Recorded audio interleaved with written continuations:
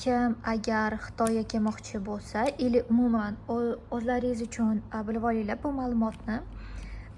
Bu powerbankni 1,5 yil ishlatganman, lekin hozir tashlab yuborishga majburman. Nega desangizlar,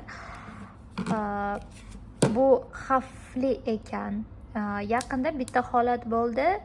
China South Airlines ili qaysidir aniq avialiniyada powerbank portlab ketgan. Samolyotda yong'in chiqqan. O'zi tak, как бы juda ham xavfli samolyotda uchish nimadir bo'lib qolishi mumkin-da. Buni bittalab tekshirib olishyapti endi. Mana shu yerda men bu znak 3 ta bo'lmasa, men bu narsalarni kontrol qilib o'tkazadi-ku. O'sha yerda olib tashlab yuborishadi. Portlab ketish xavfi katta. Xullas shunaqa. Uyda ham qarab qo'yinglar. Agar mana bu belgilar bo'lmasa, arzonga uchmanglar, iltimos. Real agar mana bunaqa belgisi 3 ta bo'lmasa, zaryadkada qoldirmanglar.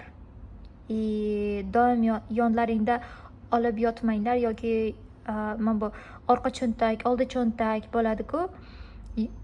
O'sha yerga solib yur, chunki o'zimni odatim bor. Powerbankni ishlatganman, bu anaqasi ishlamay qoladi-da. Mana bu shnuri ishlamay qoladi. Keyin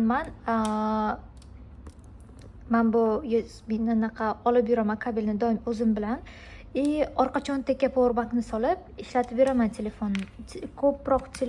Juda ham ko'p telefon ishlatganim uchun doim yonimda yuradi.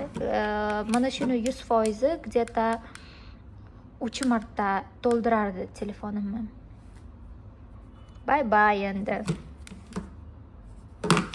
Mayli.